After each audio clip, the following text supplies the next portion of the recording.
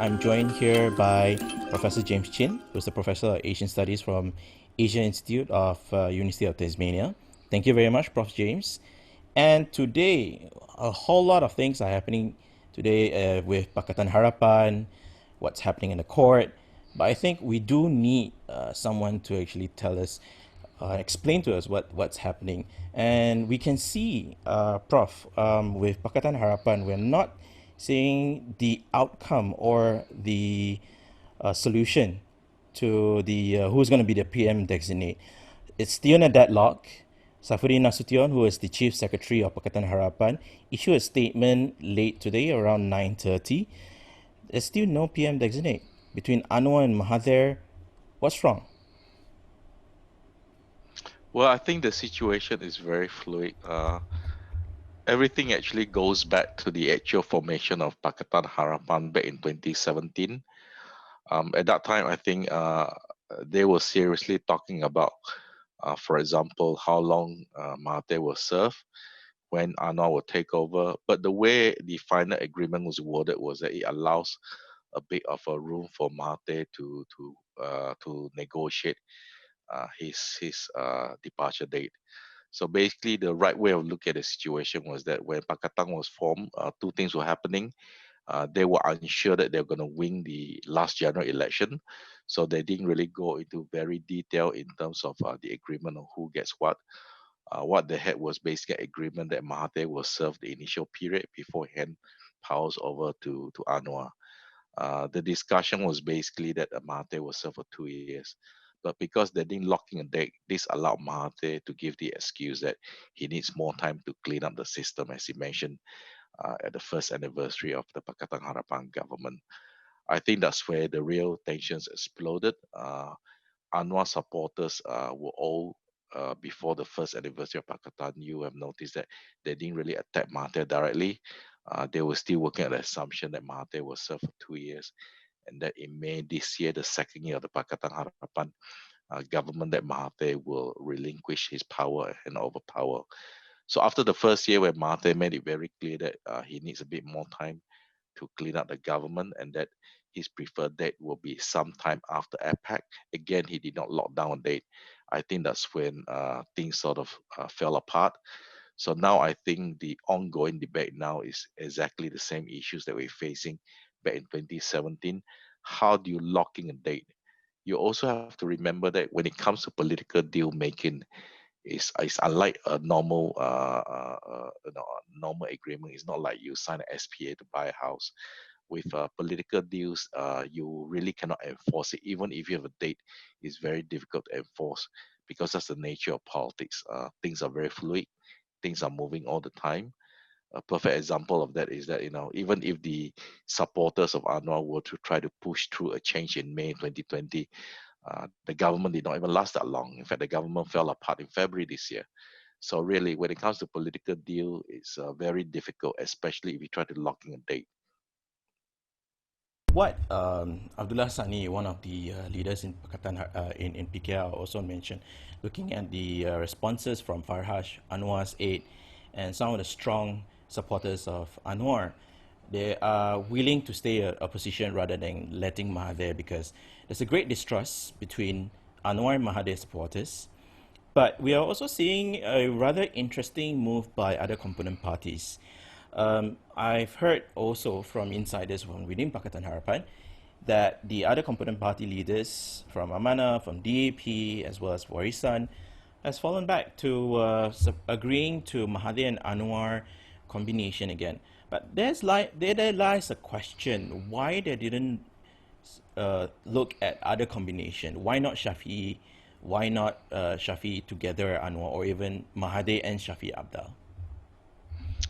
I think to answer that, the short answer is, I'll give you two answers.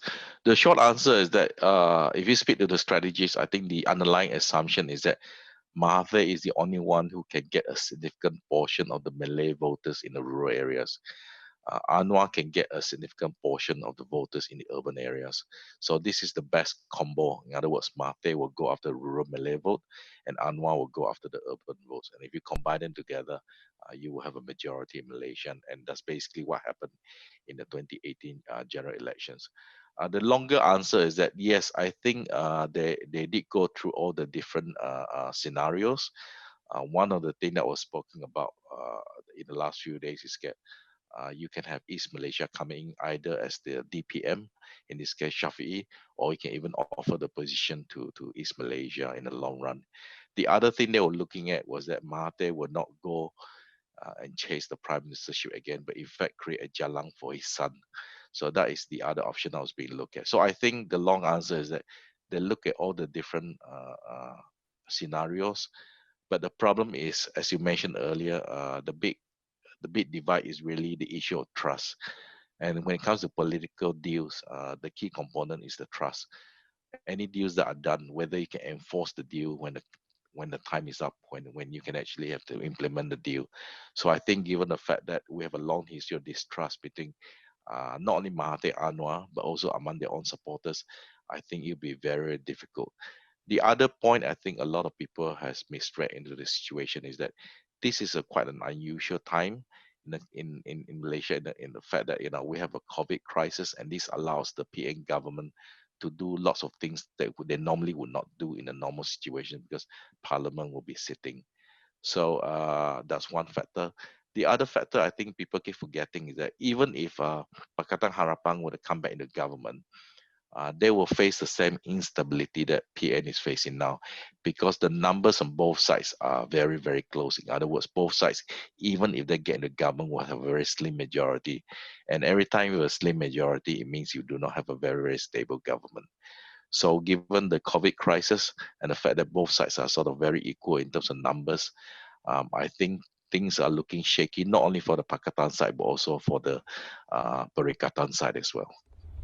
So we also see where we are looking at Perikatan Nasional. It's very shaky. Same goes with Pakatan Harapan. Both are very shaky. So we're looking at some possibilities. If in the case that the deadlock it's there's no solution at the end of the day, Anwar and PKR stayed on. They disagree with Mahathir coming back as prime minister. So what will be the possible outcome of this deadlock? What will happen to PH? So my take is that this deadlock will eventually be resolved over the next few days. I think there is a very clear understanding among the Pakatan leadership that they need to get act together. The reason why the government imploded, this is a very important point. A lot of people said that it was an internal coup. It wasn't. Things fell apart internally. So UMNO and PAS would not have been able to form this new government if things had been going well inside Pakatan. So the point I'm trying to make is that they know that they need to create a new model for Pakatan Harapan going forward. And if they want to capture government again, they cannot go back to the old Pakatan Harapan. Whatever it is, it will have to be a new Pakatan Harapan. And they need to get act fairly soon. They need to solve this issue of leadership fairly soon because you have the July sitting of Parliament coming up. But more importantly, people keep forgetting that general elections, the next one, is merely 2 years away. So you really need time to settle down and plan for it. Some people are talking about a snap general election. I hold the view that a snap general election is very unlikely now because even on the UMNO side, despite what they say in public, I can tell you in private, there's also a level of uncertainty. The problem with going to a general election is that you do not really know what will happen because anything can happen during the campaign period. You may have a lead during the early part of the campaign, but if something happens 1 or 2 days before voting, things can change. And we saw this very clearly in the 2018 general elections. For example, Norman, at that time you were covering for Malaysia Kini, you can see that there was a massive swing towards Pakatan Harapan in the last 48 hours. So going for elections is always a dangerous thing for both sides because of the level of uncertainty. So my take is that it's very unlikely that they want a general elections. They will try to hold on the government as long as possible for the Perikatan side, and for Pakatan side, I think they will try to get back the government through parliament rather than through a general election. This this view is also pretty much quite similar with what Dr. Wong Chin Huat mentioned on BFM this morning. that in the case if there is a snap election, it will be very difficult for Perikatan Nasional to win the general election or even to form the government through a general election. So looking at how the current political dynamics at the from the federal level, and we know that Sarawak state election is just if I'm not wrong, I remember from the beginning of the year, we were expecting the Sarawak state election might be held this year. Another school of thought was saying it might be, they might take the sweet time, wait till until the expiry of the Sarawak Dun.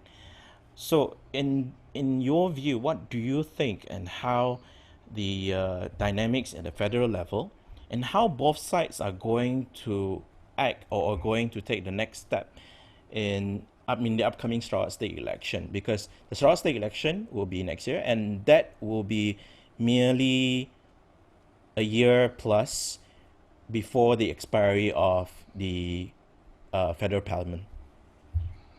So when it comes to the Sarawak state election, I think it's very important that your viewers understand that the dynamics in Sarawak is very different.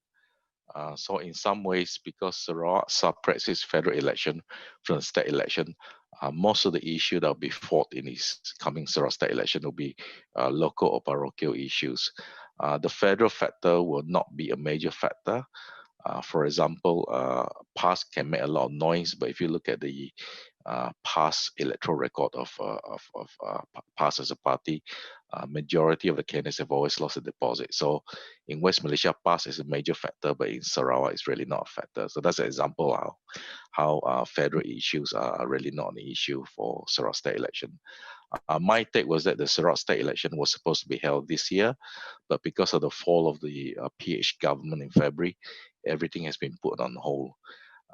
So I suspect they will still go for the state election later this year for a very simple reason that the Pakatan Harapan in Sarawak is sort of in a complete mess, for lack of a better word. So GPS has all the advantages now.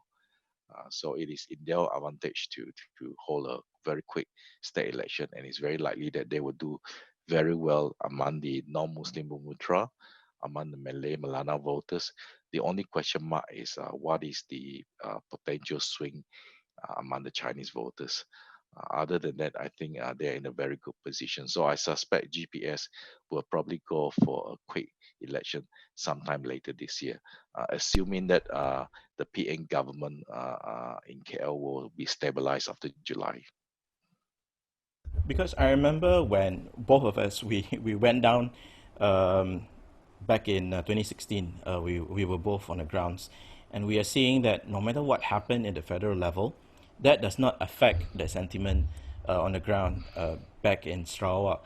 Although at that time 2016 was quite a brouhaha with the 1MDB case being unveiled by the Department of Justice in the US, but that does not affect with Adnan Satem again.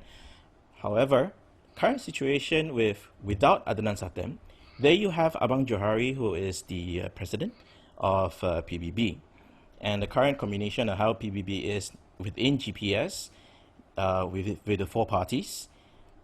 Right now, the different situation is you have PSB, led by Wong Sung Ko, a breakaway party from SUPP. And what's interesting right now with both Barubian and Sichi Hao joining PSB. While some analysts are saying that PSB will not be a threat to GPS in the upcoming state election. So, do you think that Pakatan Harapan will look into a collaboration with PSB led by Wong Sung Ko in the upcoming state election against GPS? And that's one. Number two, what about Abang Johari? We do know that Abang Johari is it's will be challenged by some of his contenders for his posts. People like Fadila Yusuf is also seen as the next chief minister, or even Awang Tengah. So within PBB itself, it's also very interesting. We see leaders coming up to be the next chief minister. So what do you say about that? So I'll answer your second question first in terms of the dynamics inside PBB. I do not foresee any challenge towards Abanjo's position as the head of PBB or Chief Minister of Sarawak. If there's going to be any challenge, the challenge will come if GPS does very badly in the state elections, that's when the knives come out and people get replaced. But if Abanjo wins the next state election, it's very obvious, speaking to people, that it's not possible for him to get the sort of majority that Adinan is getting. But as long as he holds a good majority, it's very unlikely that he'll be replaced or other people can come out. Now, going back to your first question about PSB, this one is an interesting question. The problem is not so much that the opposition will come together to some sort of agreement. The problem with Sarawak for state election is that traditionally the opposition personalities involved have problems working together. This is especially difficult for Wong Sun Ko and the DAP because of the strong personality clashes between the leader of DAP and Wong Sun Ko in the Dewan Undangan Negeri. Those of you who watched the Dewan Undangan Negeri can see that when Wong Sun Ko was part of the GPS administration, there were some really personal issues between him and the leader of the DAP Sarawak. And I think it's very difficult for them to come to some sort of agreement. That's one thing. Now, even if they were to come to agreement on the seat issue, as in a one-to-one fight with GPS, the other problem in Sarawak is that you get lots of fake independents. And problem with Sarawak is that every time you get 3 or 4 candidates fighting for the same seat, automatically this gives a huge advantage to the ruling party. It used to be Sarawak BN, now it's called GPS. So I expect if there's going to be some sort of agreement among the opposition party, you will see the rise of fake independents. The other big problem you face with GAP is the issue of credibility. Because I think a lot of people in Sarawak, taking a step back, a lot of people in Sarawak, especially the Christian community, were absolutely shocked that Barubian left PKR and joined with Asmin Ali and jumped across to Bersatu and joined this Malay-centric government. Of course, you can argue that Barubian jumped back and now he's with PSB, but there was also a question of credibility. And also, PSB's machinery are not in areas where Barubiang and Sichihao are strong at. Their machinery is strong only in certain areas. So basically, the bottom line is that PSB is not in a position to win government on its own. It may win probably a few seats, but it is those few seats that are crucial in terms of the makeup of how big the opposition will be. My take is that if the elections will be held very soon, let's say third quarter of this year, it is very likely that GPS will win with a huge majority, and that PSB will probably at most pick out 3 to 4 seats. I do not think, realistically speaking, that PSB would do well, as in people in Sarawak talking about winning up to a dozen seats. I don't think that is possible in the current climate. So the bottom line for PSB is that it is a new party. It's creating a lot of waves because they've been holding a lot of events, but their support is confined to a few core areas. And if they try to overstretch themselves, I think it will be problematic, because I think they'll be stepping on the toes of other parties like DAP and PKR if they want to break out their own core areas. The other big problem, as I mentioned earlier, is the personality clashes between the leaders. So I think seat negotiations will be extremely difficult. And that's probably the reasons why, even as we speak today, they haven't even started discussing the seat distribution issue, even though we know that the Sarawak election is coming very, very soon. As for the seat discussion, right, we've seen back in 2016 problems within both sides. Back then it was Barisan Nasional Sarawak together with Pakatan Harapan. Pakatan Harapan then, at that time, had overlapping 6 seats, where all 6 of these seats they lost. And for Barisan Nasional Sarawak at that time, they too had a different type of strategy, and they used BN direct candidates, of which later they were absorbed into PBB, and PBB became a single largest party with 44 aduns from PBB at that time. So we are also seeing the slight friction from within the GPS itself. We're also seeing some signs that James Masing wasn't happy, being sidelined. Tiong King Sing of his PDP. Because James Masing at that time he boasted, and of course he delivered 100% of his during the state election, as well as SUPP.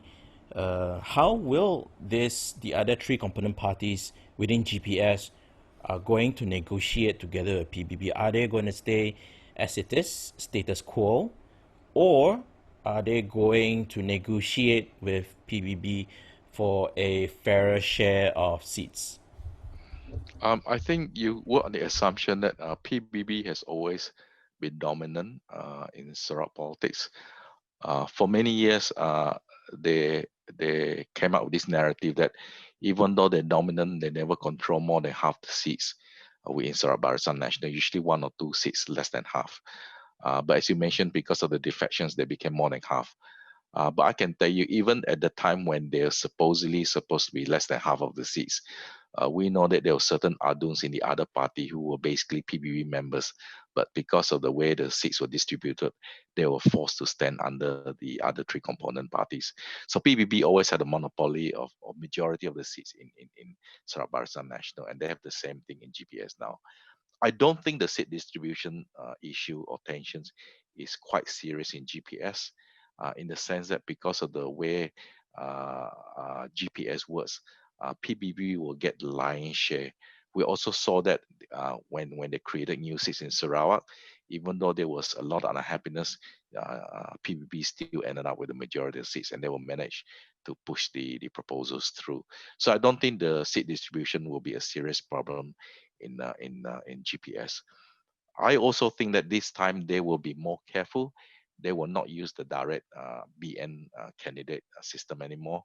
So in other words, I don't expect them to use direct GPS candidates. People keep forgetting that this direct BN candidate thing was actually not discussed during the seat negotiation issue in Sarawak BN. Back then, it was a last minute decision because they could not decide at the last minute, and there was some, how should I put it, last minute lobbying by certain tycoons from the Chinese community who could not get a seat under the SUPP quota. So they needed to push their way through and became direct BM candidates. So that was a unique situation, and I don't expect that to be repeated this time. As I mentioned earlier, I think seat distribution GPS is not a problem. The only problem is the Chinese area. What will the Chinese do? Because there are two schools of thought currently in Sarawak about the voting patterns of the Chinese.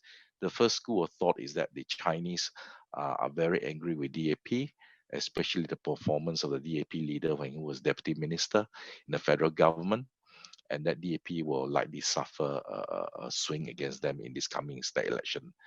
The second view is the view that I've been promoting for the last few months, and that is that ever since DAP lost power at the federal level, now they're back being the opposition. The views of the Chinese community has actually changed. Now they actually look towards DAP with a nicer view of the DAP. They can understand that the fall of government means that it's a fully Malay-centric government, and they're worried that the Chinese representation. So it's very likely that they may swing back to the DAP this time around. So really, when you talk about Sarawak, bottom line is I don't think there's a lot of problem in GPS. I think the problem is the opposition, because if you look at the opposition closely, GPS is one block. Within Pakatan itself, they actually split into two big blocks. DAP is also trying to expand into the Bumiputera areas, and that immediately put them on the direct clash with PKR. PKR is also in expansion mode under this new leader, Larry Singh, and Larry also carries in some baggage as well. But what is really interesting, and this is something that's not been picked up by a lot of commentators, is that you have a situation now that two of the most prominent leaders in the Sarawak opposition, which is Larry Singh and Wong Song Ko, they're both former senior politicians. In fact, they both serve as ministers and assistant ministers in the previous BN government. So it's quite interesting that former BN people are now leading the opposition towards GPS in Sarawak, which is, like, some people say it's karma, but I think there's a sense of irony in it as well. It's also interesting how things may actually change in the next few months with how DAP is going to work with PKR. And we do know that PKR actually laid quite a good foundation, especially towards the rural areas. And with Barobia and Sichihao moving out, a total implosion within PKR. That has serious. Do you think that has a very serious effect towards PKR Sarawak? Yes. If you follow the PKR Sarawak closely, you see that in the last 2 or 3, there's been mass resignation, especially in Kuching and Sichihao followers and Barubian's faction. There's been mass resignations. Uh, you have to remember that basically PKR doesn't have a very strong missionary in the first place. Now with this mass resignation, the missionary will actually get even weaker. Uh, so basically, PKR is in the phase of what we call rebuilding phase, but that takes time, and unfortunately, they don't have time. DAP has a better machinery, but the problem is that DAP's foray into the Mumbutra area has not been successful in the last 3 state elections, and they pour massive resources. In fact, in the last election, 2016 election, they even had MPs from DAP MPs from Peninsula Malaysia, Malaya, who were adopting individual constituencies in Sarawak, sending over a lot of resources, especially in the Bidayu areas, and it did not pan out very well. So basically, I think the bottom line is that it'll be a very difficult thing for the opposition. In terms of the opposition, the strongest party with the best machinery is still the DAP, probably followed by Larison's PKR in certain areas, followed by PSB. So I think for the opposition, I think seat distribution will be a major problem, and I cannot see their leaders working together. They might work together for the set of the elections, but I think at a personal level, I think it's very difficult for them to work together. I think we totally forgot about one more component party within Pakatan Harapan, which is Amanah in Sarawak. Again, it is really unfortunate, but the reality is real. Amanah in Sarawak is nearly negligible, unable to penetrate despite many years. Not too many years, but until today, we have not seen a strong presence of Amanah, and they are still seen as just another party, just like PAS within Sarawak. But to what you have mentioned earlier, with DAP trying to venture into Dayak areas, the Ibans, the Bidayus, but we saw that DAP managed to get mass guarding among one of them, the Bidayu areas, as Modi Bimo as one of the MP. But do you see that will be reflecting in the upcoming state election for DAP? No, because as I mentioned earlier, the issues at the federal election and the issues at the state level are very different. It is true that they won at mass guarding, but again, that was due to some very specific factors, including it's an open secret. There was internal sabotage on the BN side. so so I'm not sure you can argue that that shows real support for the DAP. I think my personal take is that the younger Bidayu community are ready to swing. The question is that can the opposition DAP or whoever it is, can they put out a credible candidate to capture the swing? Because at the local level, the credibility of the candidate is very important. Uh, in almost all the opposition victories in Sarawak at the state election level, right, the opposition personality or the credibility of the opposition candidate is one of the key factors. You cannot run away from it. All right. I think we actually covered quite a lot, quite extensively on Sarawak politics as well as the upcoming Sarawak state election. Just a quick, I wanted to pick a brain out of you with the current situation in Sabah, where we saw two of APCO's Aduns moving out.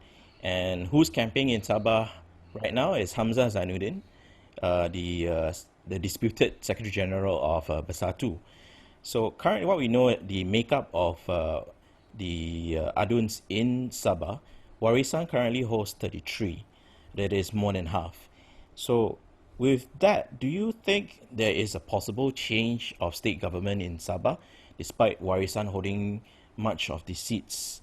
And will there be a possible, again, maybe some from Warisan will be jumping ship over?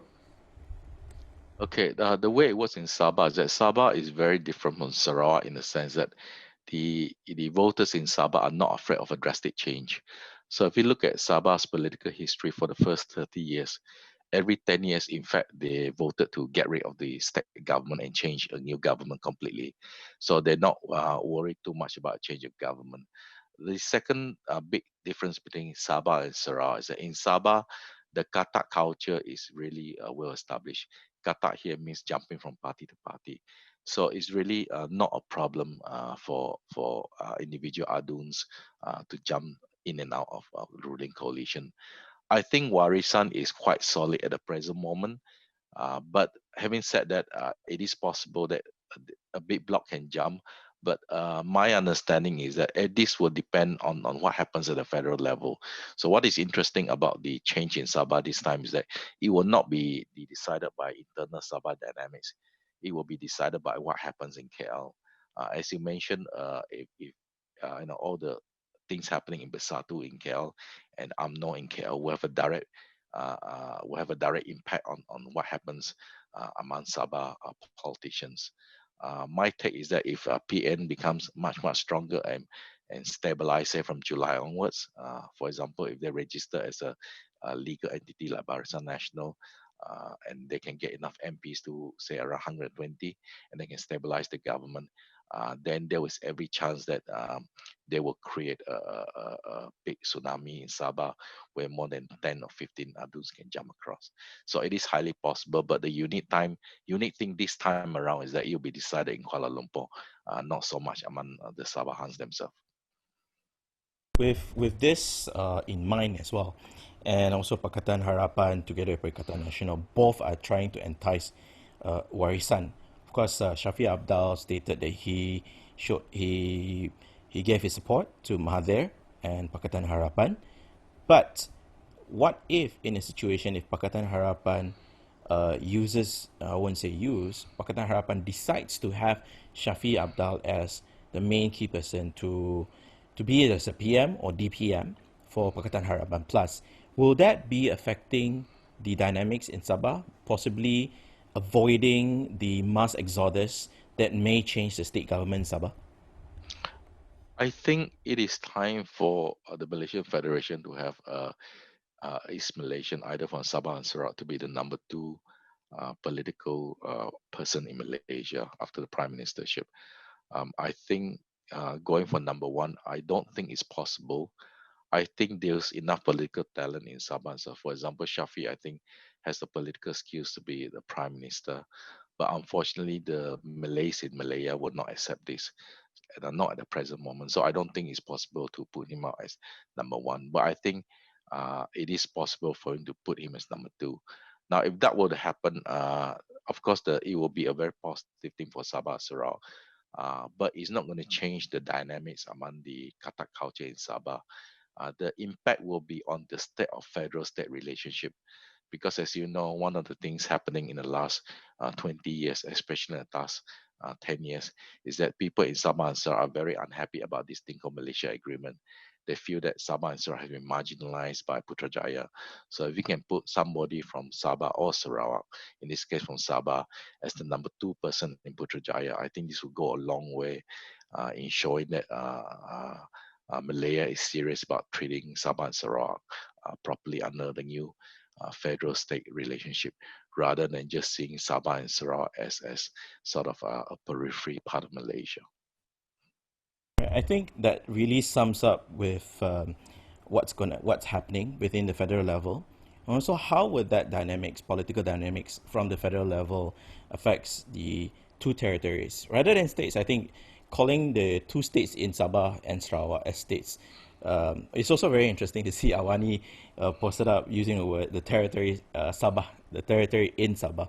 So thank you very much, Prof. James, for sharing your thoughts on this. And that's it we have for Bicara Minggu Ini. Thank you so much for joining us. Thank you.